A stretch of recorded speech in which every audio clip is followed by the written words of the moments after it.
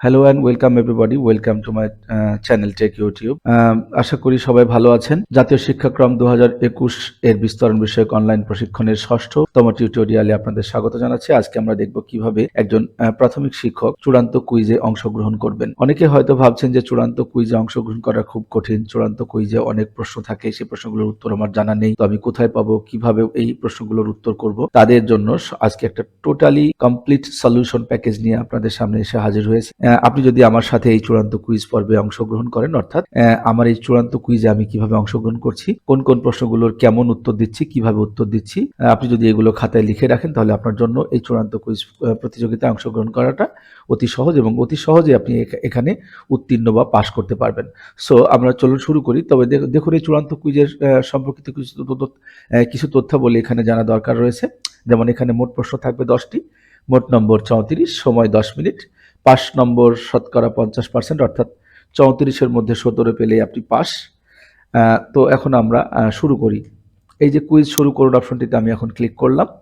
Click করার সঙ্গে সঙ্গে আমার সামনে একটি প্রশ্ন এসে হাজির হলো। দেখুন, এখানে সময় দেওয়া হবে 10 মিনিট, তার ভিতরে 9 মিনিট 52 সেকেন্ড এখন রানিং। তো এখানে প্রশ্ন একে বলা হচ্ছে ধারাবাহিক মূল্যায়নের ক্ষেত্রে নিচের কোন প্রক্রিয়াটি সঠিক। তো আমরা এখানে দেখুন, এই যে মূল্যায়ন, শিখন অগ্রগতি যাচাই, নিরাময়মূলক ব্যবস্থা গ্রহণ, পুনর্মূল্যায়ন এবং ফলাফল। প্রথমে এটাতে টিকমার্ক দিলাম, দিয়ে আমরা পরবর্তী অর্থাৎ 2 নম্বর প্রশ্নে চলে গেলাম। 2 নম্বর প্রশ্নে এসে বলছে পরিমার্জিত শিক্ষাক্রমে ড্যাশ মূল্যায়নের উপর বেশি গুরুত্ব দেওয়া হয়েছে। অবশ্যই ধারাবাহিক মূল্যায়নের উপরে গুরুত্ব দেওয়া হয়েছে। 2 নম্বর প্রশ্নের উত্তরটা আমরা দিয়ে দিলাম। 3 নম্বর প্রশ্নে চলে যাচ্ছি। পরিমার্জিত শিক্ষাক্রমে কোনো ধরনের পরীক্ষা থাকছে না, কথাটি সঠিক? সঠিক নয়, সঠিক নয়। 3 নম্বর প্রশ্ন শেষ। চলে গেলাম আমরা 4 নম্বর প্রশ্নে। দেখুন, নিচের কোন কৌশলটি ধারাবাহিক মূল্যায়নে ব্যবহৃত হবে না। ধারাবাহিক মূল্যায়নে আসলে লিখিত পরীক্ষাটা ব্যবহৃত হবে না। তো চলে গেলাম আমরা এখানে পরবর্তী অধ্যায়ে বা পরবর্তী প্রশ্নে, অর্থাৎ 5 নম্বর প্রশ্নে। 5 নম্বর প্রশ্নে বলছে চতুর্থ পঞ্চম শ্রেণীতে বাংলা বিষয়ে শতকরা কত ভাগ ধারাবাহিক মূল্যায়ন হবে। এর উত্তর হবে 60 ভাগ ধারাবাহিক মূল্যায়ন হবে। সো 60 ভাগ দিয়ে আমরা পরবর্তী প্রশ্নে চলে গেলাম। প্রশ্ন নম্বর 6, কোন শ্রেণী থেকে কোন শ্রেণী পর্যন্ত শতভাগ ধারাবাহিক মূল্যায়ন থাকবে। এটা অবশ্যই প্রথম থেকে তৃতীয় শ্রেণী পর্যন্ত ধারাবাহিক মূল্যায়ন থাকবে। তো এটা আমরা টিকমার্ক দেওয়ার পরে পরবর্তী অর্থাৎ 7 নম্বর প্রশ্নে চলে গেলাম।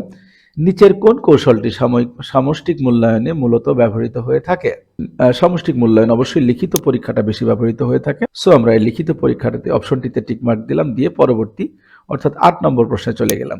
8 নম্বর প্রশ্নে বলা হচ্ছে ধারাবাহিক মূল্যায়ন কখন করা হয়। শ্রেণীর শিক্ষা কার্যক্রম চলাকালীন, প্রাথমিক স্তর শেষে, শিক্ষাবর্ষ শেষে, প্রান্তিক শেষে। অবশ্যই শ্রেণী কার্যক্রম চলাকালীন সময়ে। পরবর্তী প্রশ্ন অর্থাৎ 9 নম্বর প্রশ্নে আমরা চলে আসলাম। 9 নম্বর প্রশ্ন বলছে চতুর্থ এবং পঞ্চম শ্রেণীতে গণিত বিষয়ে শতকরা কত ভাগ সামষ্টিক মূল্যায়ন হবে। শতকরা 40 ভাগ সামষ্টিক মূল্যায়ন হবে। আমাদের প্রশ্নের উত্তরগুলো দেওয়া হয়ে গেল। এখন দেখুন, এখনো আমাদের 7 মিনিট 12 সেকেন্ড রয়েছে, অর্থাৎ আমি অনেক দ্রুত প্রশ্নের উত্তরগুলো দিয়েছি। আপনারা অনেক ভেবেচিন্তে, এরকম এই প্রশ্নের বাইরেও অনেক প্রশ্ন থাকতে পারে, তো সেগুলো একটু ভেবেচিন্তে উত্তর দিবেন। আর এই প্রশ্নের বাইরে আর কি কি প্রশ্ন থাকতে পারে তা নিয়ে আমরা এর পরেই, মানে এই কুইজ সাবমিট করার পরে আপনাদেরকে ওই সকল প্রশ্নের একটা তালিকা দিয়ে দিব। সো আপনাদের কোনো টেনশনের ব্যাপার নেই।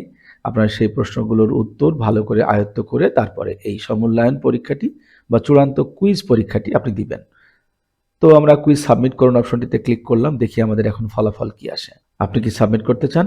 ওকে, দেখুন কুইজের ফলাফল আমার সামনে হাজির।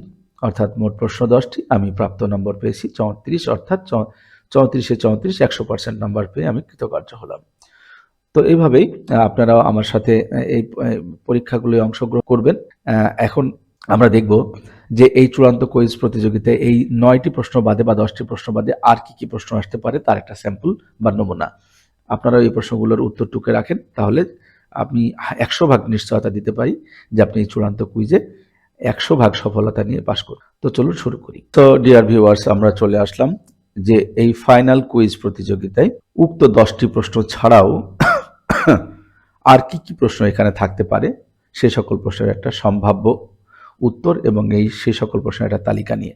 তো দেখুন, দেখতে থাকুন। মূল যোগ্যতাগুলো শিক্ষার্থীরা কখন অর্জন করবে, আমি উত্তর দিয়েছি প্রাক প্রাথমিক থেকে দ্বাদশ শ্রেণী পর্যন্ত। দ্বিতীয় প্রশ্নটি, একজন শিক্ষার্থী বই পড়ে জানতে পারলে কিভাবে গাছ লাগাতে হয়। এখানে কোন যোগ্যতার কোন উপাদানটি অর্জিত হয়েছে। জ্ঞান। বিদ্যুৎ চমকানোর পর একজন শিক্ষার্থী তার বাবাকে প্রশ্ন করলো, বাবা বিদ্যুৎ চমকায় কেন? এটা নিচের কোন শিখন ক্ষেত্রকে নির্দেশ করে? বিজ্ঞান ও প্রযুক্তি। দেখুন, এই সকল প্রশ্নগুলো কিন্তু আপনারা পূর্বের মডিউলগুলোতেও কিছু কিছু উত্তর দিয়েছেন, সেগুলো এখানে রিপিট হতে পারে। চলে গেলাম পরবর্তী প্রশ্নে। পরিমার্জিত শিক্ষাক্রমে কোনো ধরনের পরীক্ষা থাকছে না, সঠিক নয়। চতুর্থ পঞ্চম শ্রেণীতে গণিত বিষয় শতকরা কত ভাগ সামষ্টিক মূল্যায়ন হবে? 60 ভাগ, এটাই সঠিক। আপনারা আরো ভালো করে যাচাই করে প্রশ্নের উত্তরগুলো ঠিক করে নিয়ে তারপরে পরীক্ষায় অংশগ্রহণ করবেন। চলে গেলাম পরবর্তী প্রশ্নে। নিচের কোন বিষয়টি 2011 সালের শিক্ষাক্রমে উল্লেখ থাকলে 2021 সালের পরিমার্জিত শিক্ষাক্রমে অধিকতর গুরুত্ব আরোপ করা হয়েছে? ধারাবাহিক মূল্যায়নের উপর গুরুত্ব আরোপ করা। একটি শ্রেণীকক্ষে সকল ধরনের শিক্ষার্থী একই সাথে শিক্ষণের সুযোগ পায়, এটি কোন ধরনের শিক্ষা? অংশগ্রহণমূলক শিক্ষা। ধারাবাহিক মূল্যায়নের ক্ষেত্রে নিচের কোন প্রক্রিয়াটি সঠিক? এই যে মূল্যায়ন, শিক্ষণ অগ্রগতি যাচাই, নিরাময়মূলক ব্যবস্থা গ্রহণ, পুনর্মূল্যায়ন, ফলাবর্তন। বাংলা ও ইংরেজি বিস্তৃত শিক্ষাক্রমে কয়টি মৌলিক ভাষিক দক্ষতার কথা উল্লেখ রয়েছে?